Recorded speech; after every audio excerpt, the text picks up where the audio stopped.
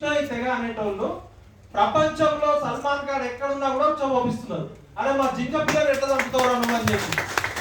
అలాంటిది పోరాటాల గడ్డ తెలంగాణ. మా మా ఊర్లు ముంచుతున్నారు, మా భూములు ముంచుతున్నారు, మా గ్రామాలు ముంచుతున్నారు అని మొన్నటిదాకా మా ఊరేవు లగచెరల.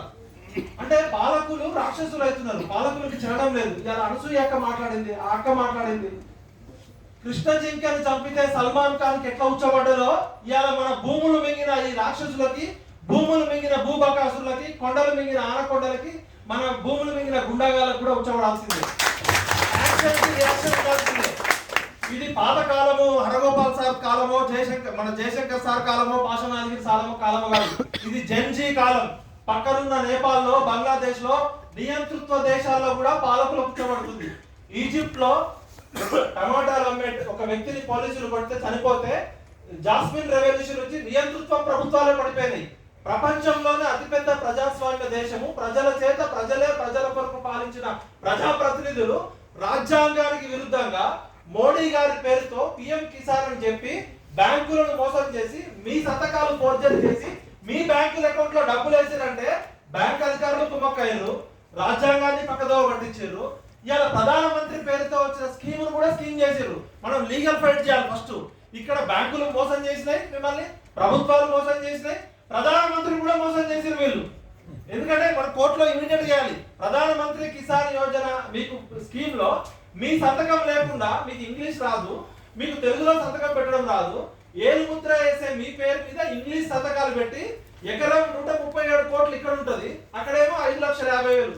మా భద్రాచలం గిరిజన తండాల్లో కూడా భూములు అమ్మడం కొనకూడదు, కానీ అక్కడ కూడా 50 లక్షలు 60 లక్షలు కమ్ముతున్నారు. భద్రాచలం అడవుల్లో కూడా అంటే 50 లక్షలు లేని భూమి ఎక్కడా లేదు. అలాంటిది 5,50,000కి భూమి ఎక్కడ దొరుకుద్దా? ప్రభుత్వం భూమి ఇవ్వమంటేనేమో భూమి లేదంటది ఏదైనా పథకాలకి, కానీ ప్రభుత్వం గుంజుకోవడానికి మాత్రం భూములు దొరుకుతాయి. మనం రాజ్యాంగబద్ధంగా, చట్టబద్ధంగా, న్యాయబద్ధంగా ఇవాళ అనసూయ అనేది ధర్మం పాటించండి అయ్యా, న్యాయం పాటించండి అయ్యా అని అడుగుతుంది. ప్రభుత్వం రాజ్యాంగంలో ఏం చెప్పిందో రాజ్యాంగాన్ని అమలు చేయమని చెప్పింది. సార్ మనందరం ఇమీడియట్ గా రాహుల్ గాంధీకి ఒక లెటర్ రాయాలి. ఒకవైపు ఆయన రాజ్యాంగాన్ని పట్టుకొని కాశ్మీర్ నుంచి కన్యాకుమారి గారి వరకు తిరుగుతాడు, సామాజిక న్యాయం అంటాడు, రాజ్యాంగాన్ని కాపాడమంటాడు. ఇక్కడ రేవంత్ రెడ్డి ప్రభుత్వమేమో, దయచేసి ఇక్కడ రేవంత్ రెడ్డి గారి ప్రభుత్వమేమో మళ్ళా కేసీఆర్ చేసిన విధానాలే కదా, కేసీఆర్ చేసిన పనే మళ్ళా కొనసాగిస్తున్నాడా లేదా? ఇప్పుడు ఆయనేమో కచరా అయిండు, ఈయనేమో మాట్లాడితే నేను నల్లమల్ల పులిబిడ్డ అంటాడు. మాకు నల్లమల్ల పులిబిడ్డలు, నల్లమల్ల నక్కలు, నల్లమల్ల తోడేలు అక్కర్లే, మనుషులు చాలు, నాయకులు కాదు, మాకు జంతువులు అక్కర్లే. పులులు ఏం చేస్తాయి? మంద మీద పడి తింటాయి, అవును కదా. ఈ తోడేలు లాంటి నాయకులు ఇక్కడ సంతకాలు పెట్టిన వీళ్ళందరూ ఉన్నారు. ఇప్పుడు ఒక కృష్ణ జింకని చంపితేనే సల్మాన్ ఖాన్ మీద వారు ప్రకటించారు. మనం తెలంగాణలో మంచోళ్ళం. నాకు పాలమీరు మీద ఎందుకు ప్రత్యేక ప్రేమ అంటే, మా రూమ్ లో నేను చదువుకునేటప్పుడు వేమారెడ్డి అని ఒక మన క్లాస్మేట్ ఉండేవాడు. నేను ఆయన రెడ్డి అనుకున్నా, వేమారెడ్డి అంటే. ఆయనకు 20 ఎకరాలు ఉంది. నాకు మా నాన్న రాజకీయాల్లో మొత్తం బొంగ 2-3 ఎకరాలే ఉంది. అరే నువ్వు 20 ఎకరాలు ఆసామీ కదా, నువ్వెందుకు పేదరికంలో ఉన్నావు అంటే, మీ ఖమ్మం జిల్లా నుంచి చూడండి ఉంటే తీసుకురా, 20 ఎకరాలు రాసిస్తా, ఎకరం 50,000 అయినా చాలన్నాడు. అరే నేను 2020 మా దగ్గర ఖమ్మంలో ఎకరం 50 లక్షల కోట్ల రూపాయలు ఉంటుంది. 20,000 ఇచ్చినా కూడా మొత్తం ఇచ్చేస్తాను ఎకరం. అంటే పేరుకి 20 ఎకరాలు 30 ఎకరాలు ఉన్నా కూడా మహబూబ్ నగర్ అంటేనే తెలంగాణ మొత్తంలో మీ ఖమ్మం జిల్లా కాస్త డెవలప్ అయిన ఏరియా, గిరిజనులు ఉన్నారు. పేదరికానికి, మట్టి వాసనకి, అమాయకత్వానికి ప్రతీక పాలమూరు జిల్లా ప్రజలు. బొగ్గుబాయిలో వలసలు పోయినా, బొంబాయిలో వలసలు పోయినా, దుబాయ్లో వలసలు పోయినా, ఎక్కడికి పోయినా వలసలు పోయి చచ్చిపోయే వలస కార్మికులు ఎవరు? మహబూబ్ నగర్. అసలు తెలంగాణ ఉద్యమం పునాదే మహబూబ్ నగర్ వలసలు ఆపడానికి, కృష్ణా జిల్లా నీటిలో జరుగుతున్న అన్యాయం గురించి కాపాడడానికి. సార్ పేరు నాకు 25 ఏళ్ల నుంచి తెలుసు. ఫస్ట్ మహబూబ్ నగర్ అనే కరువు వ్యతిరేక పోరాటము, వలసల వ్యతిరేక పోరాటము, పేదరిక వ్యతిరేక పోరాటం. ఇక సారు అక్కడి నుంచి వచ్చి మేధావి. మరి ఢిల్లీలో కూడా ఒక నాయకుడు ఉన్నాడు, జైపాల్ రెడ్డి లాంటి పెద్ద పెద్ద నాయకులు ఉన్నారు. మరి నాయకులేమో పెద్ద పెద్ద పేరున్న నాయకులు ఉన్నారు. ముఖ్యమంత్రి మీ జిల్లా నుంచి వచ్చిండు. మరి తెలంగాణ వచ్చినాక 12 ఏళ్ల తర్వాత 1200 మంది చచ్చిపోయినాక కూడా పాలమూరు కష్టాలు ఏమన్నా తిరిగినాయా అంటే, అంతకుముందు మాకు ఓన్లీ వలసలు ఉండే, ఇప్పుడు కొత్త కష్టాలు వచ్చినాయని చెప్తారు. అంటే మీ భూములు మింగడానికి భూబకాసులు అక్కడికి వచ్చారు.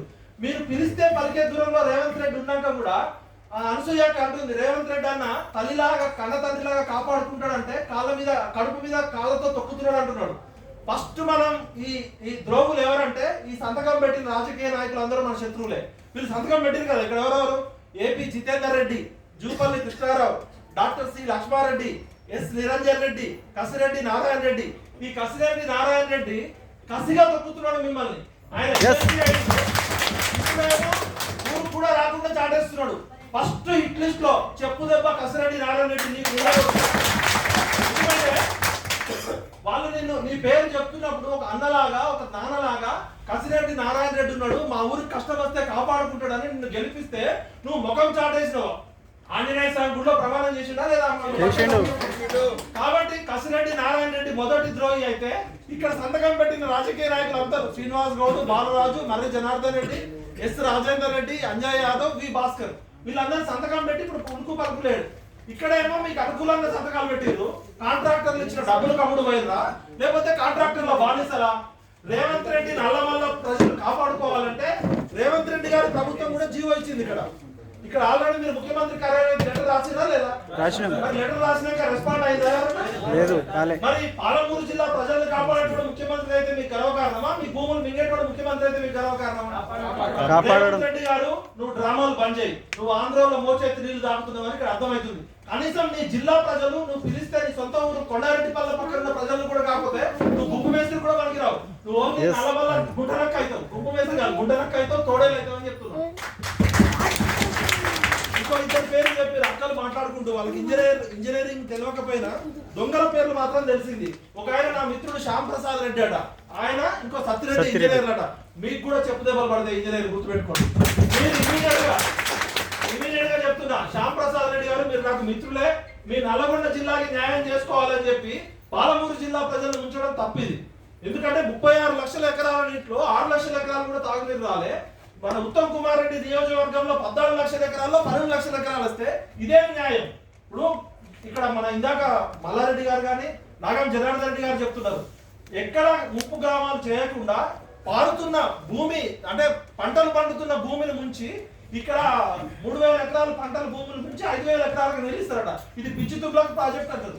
ఎక్కడన్నా ప్రపంచ వ్యాప్తంగా ఎడారిలో కూడా పంటలు పండించే టెక్నాలజీ తెచ్చుకుంటున్నారు. ఇక్కడేమో పంటలు పండే భూమిని ముంపు గురి కాకుండా చేసే ప్రణాళికలు ఉన్నప్పటికీ కూడా చిత్తశుద్ధి లేని శివపూజ.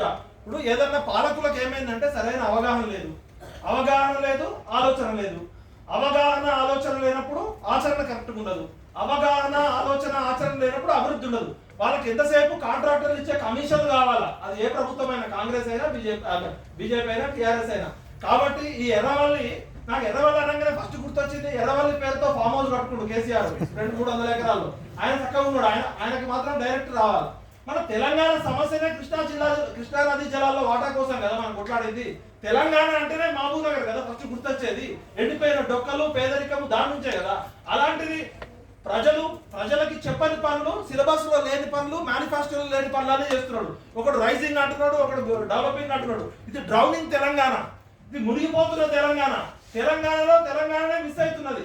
కాబట్టి హరగోపాల్ సార్ గారు, మీరందరూ మనమంతా కలిసి ఇమీడియట్ గా రేపే, అవసరమైతే ఇక్కడ మీడియా మిత్రులు కూడా ఎక్కువ మంది రాలేదు. మన అదృష్టం ఏంటంటే బీబీసీ తెలుగు ఎడిటర్ నా ఫ్రెండే రామ్మోహన్, ఆయన కొంచెం ప్రజల పక్షాన పోరాడే ఆయన. మనం ఇమీడియట్ గా నేషనల్ లెవెల్లో అన్ని పేపర్లను పిలిచి సపరేట్ గా ఇష్యూని తీసుకెళ్దాము. మనమే రాహుల్ గాంధీ గారికి ఒక లెటర్ రాద్దాము, సోనియా గాంధీ గారికి రాద్దాము. వీళ్ళకి చదువు లేదు, సంస్కారం లేదు, ప్రజల పట్ల బాధ్యత లేదు సార్. ఇక్కడ ఉన్న నాయకులు వాళ్ళు మాట చెప్తున్నారు, అందరేమో మంది తిడుతున్నారు. మీరే కదా కాంగ్రెస్ పార్టీ రావాలని తీసుకొచ్చి, నేను 31 నియోజకవర్గం కండ వేసుకొని తిరిగిన కాంగ్రెస్ రావాలి, మార్పు రావాలని. ఇప్పుడు అందరు నన్ను అమరా బూతులు తిడుతున్నారు.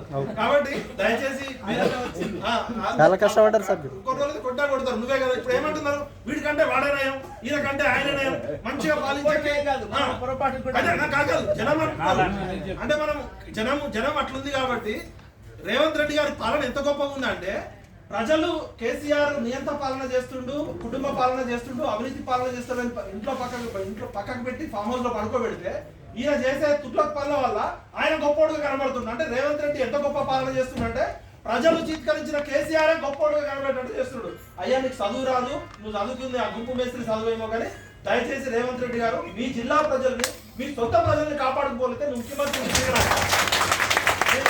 చెప్తున్నా. ఇక్కడ ఇది జంజీ కాలము, ఒక్క మనిషి తలుచుకుంటే ప్రపంచంలో చాలా జరుగుతున్నాయి. కాబట్టి శాంతి కామకులం, ప్రేమకులం, గాంధేయవాదులం, తెలంగాణ వాదులం ఒక్కసారి తిరగబడితే మీరు మంత్రులు ఉండరు, ముఖ్యమంత్రులు ఉండరు. దయచేసి ఎర్రవల్లి గ్రామంలో ఉన్న ఒక్క యువకుడు తలుచుకుంటే కూడా మీరు జాగ్రత్త గుర్తుపెట్టుకోండి.